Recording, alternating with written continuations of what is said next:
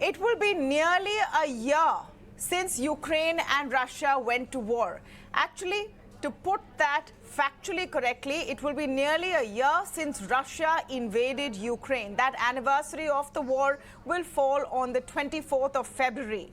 But nearly a year later, there is no doubt that both sides are digging their heels in. The biggest example of this and the biggest symbol of this came in the form of a surprise visit by the President of the United States, Joe Biden, who landed unexpectedly in Kyiv today. During that 5-hour visit, Joe Biden made it absolutely amply clear that the United States will stand by Ukraine. They will, in fact, give them more money to continue fighting the war. They will also look at further sanctions against Russia. So 1 year later, what is the picture emerging like? To speak on this, I'm joined today by Meera Shankar, former ambassador to the United States, Jayant Dasgupta, former ambassador and former permanent representative of India at the WTO. I'm also joined today by Nandan Unnikrishnan, Distinguished Fellow at the Observer Research Foundation. But before I go to my panelists, let me just play out for you important statements which came in today from Joe Biden and, of course, Zelensky. The world was literally at the time bracing for the fall of Kyiv. Seems like a lot longer ago than a year, but think back to that year.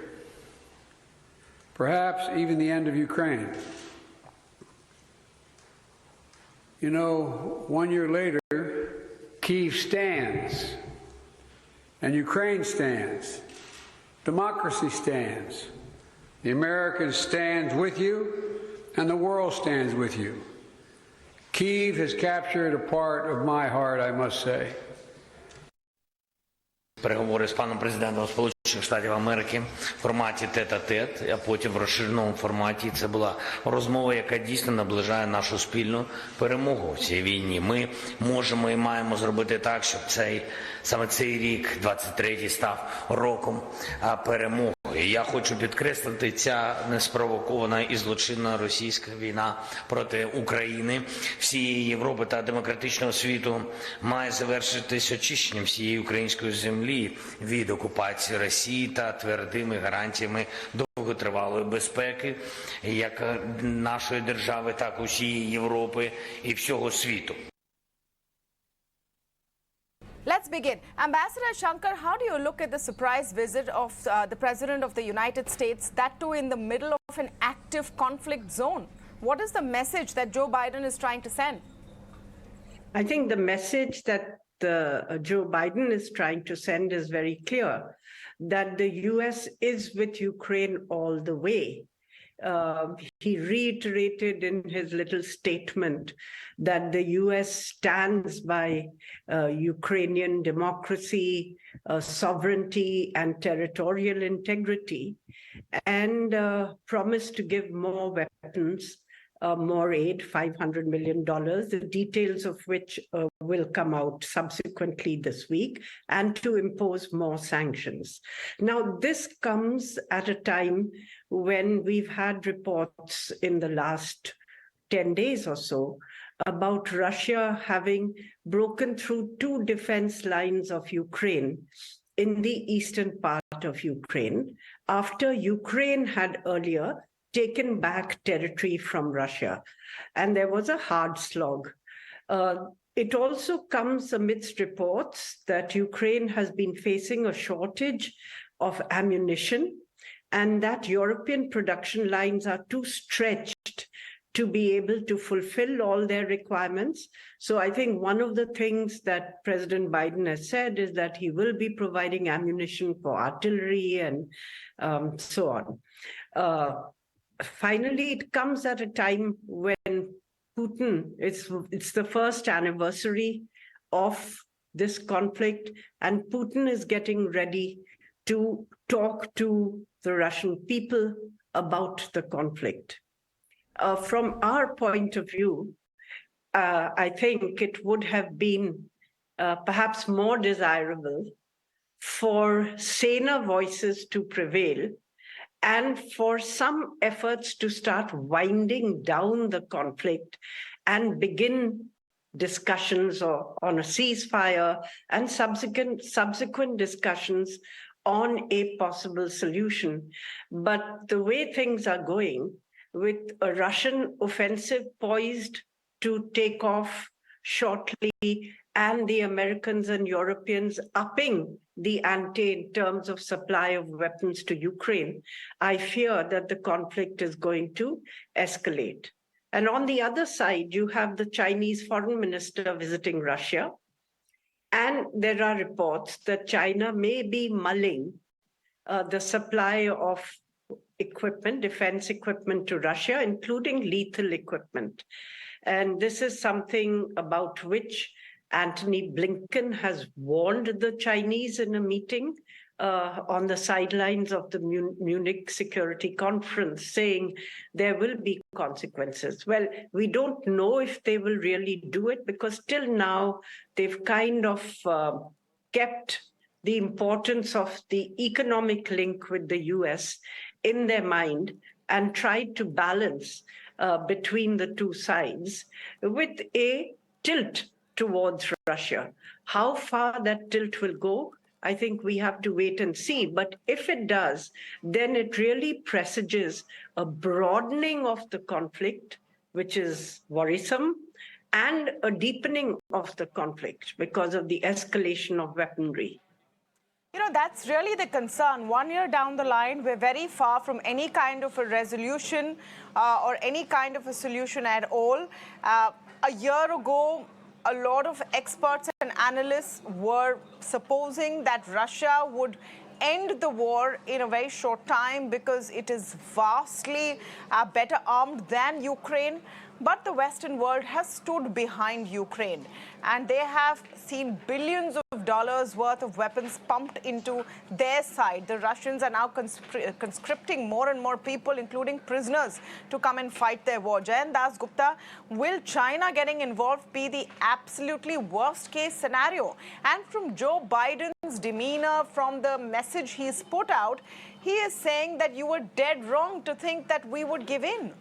A year later, everyone is digging in their heels.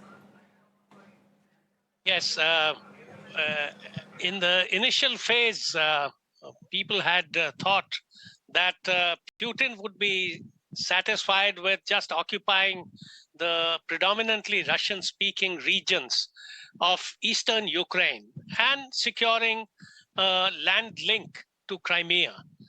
But the war dragged on, and it is not very clear as to what the Russians stand to gain by prolonging the war and not getting into talks.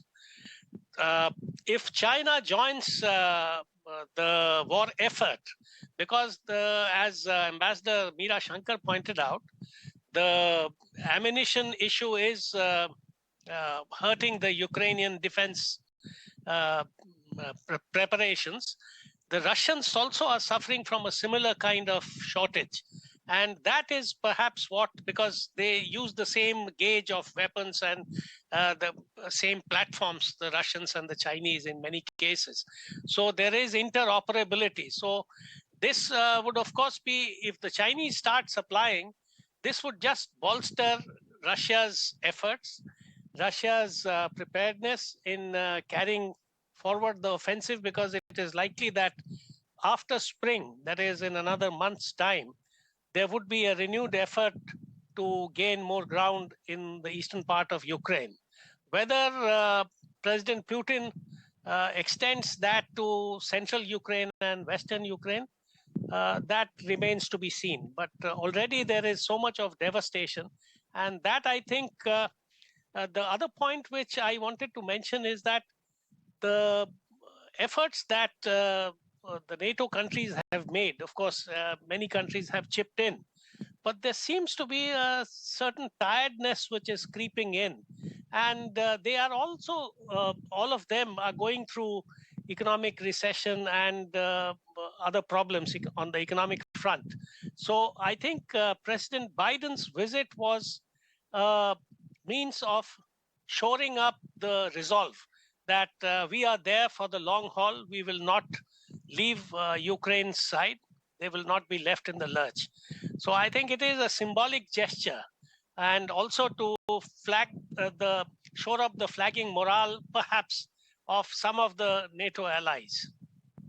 A very interesting point. Mr. Krishnan, great to have you on the show.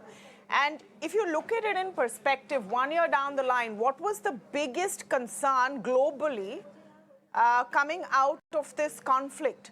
The price of gas, the price of commodities, what is going to be the impact of sanctions? Some of that fear seems to have ebbed. The worst of, war-fueled inflation seems to have ebbed, and those supply chain chokes seem to have ebbed. Would that be a fair assessment?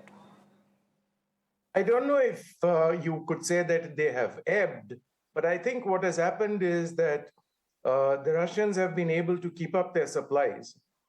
So there is no shortage of gas or oil on the market. So in that sense, I think the market has survived. Additionally, of course, Europe is going through a mild winter, so the consumptions for heating is much less, and the market in a sense is much calmer than it was, let's say, in August and September. However, I would like to raise a couple of issues. Since I am a scholar, I can be far more forthright than my ambassador friends. The United States is committed to helping Ukraine continue this war. And this is, of course, from the perspective of the Ukrainians and the Western Alliance, a commendable act.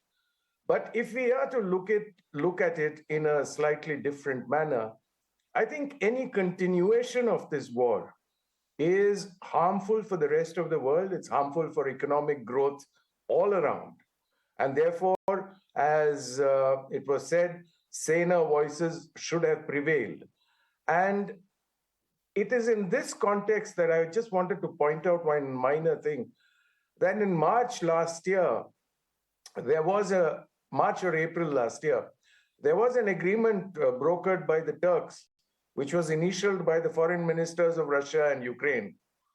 It took a visit by Boris Johnson, then Prime Minister, for Zelensky to walk away from that agreement, which his people had agreed to. So it is also quite clear that if the United States decides that Russia has been sufficiently weakened and that now is the time to start some kind of negotiations, I think the key in that sense is with the United States. And finally, I do not think China is ever at this point of time going to supply any kind of weaponry to Russia and jeopardize its relationship with the United States. I think Anthony Blinken's statement about China preparing to supply lethal weapons is to a distraction from the disastrous event of having fired multi-million-dollar missiles at toy balloons over Canada and the United States. So, I mean, it's effective, that there is no doubt about, but China is not going to shoot itself in the foot at this point of time. Yeah, I love the sort of frank assessment coming from you, Mr. Krishnan, and it's an interesting way to look at it, that the US is trying to sort of cover its tracks and raise that Chinese bogey. Where does this end, though? Ambassador Shankar, then where is the end? Because clearly from day one, the United States doesn't seem keen to broker peace at all. They're quite happy to use this situation to attack Russia as well.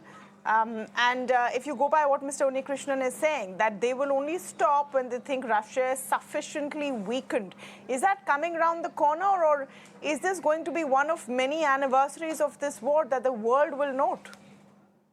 We can't say at this stage, but clearly the US objective is to fight this war with Russia by proxy through the Ukrainians, to weaken Russia, and perhaps to have a change in Putin's leadership. I mean, it's fairly clear what they want. Other objectives they have already achieved, severing the energy links between Russia and Europe, including the Nord Stream 2 pipeline, which I think was the central point at issue, and consolidating the NATO alliance under US leadership, getting Europe to spend more on defense. So they have achieved a number of objectives in terms of their policy. And since it's not a war which touches them directly, I think they may be prepared to continue it. But the only check probably would come if the Congress, the House of Representatives in particular, which is now controlled by the Republicans, and where some far-right Republican group really is the tail which wags the dog of the Republican Party, start putting pressure on this blank check, as the Speaker, Kevin McCarthy, has said, we are not going to allow this kind of blank check policy to Ukraine. But how far they would go, given that, public opinion in the US has been mobilized, if I may say, in favor of the war, I'm not sure. The real question now, and Ambassador Dasgupta, let me come to you on this, is how far is Russia willing to take this? We've seen Biden sort of preempt what Putin will say, perhaps in a few days from now. What do you think Putin's message will be? I think President Putin, if I'm not wrong, a few months ago, did mention his, in a very tangential manner, his inclination or his willingness to look at a negotiated settlement. And as Mr. Unnikrishnan mentioned, in March or April last year, the Turks had got some negotiations going. I think President Putin also realizes that he has to have an honorable exit from Ukraine. He can't win the war. There would be a further devastation of Ukrainian infrastructure. A lot more people will get killed. The Russians are also facing a problem in their own ranks in terms of conscription and the other issues. And sooner or later, the sanctions will start biting and causing hardship to the Russian people as well.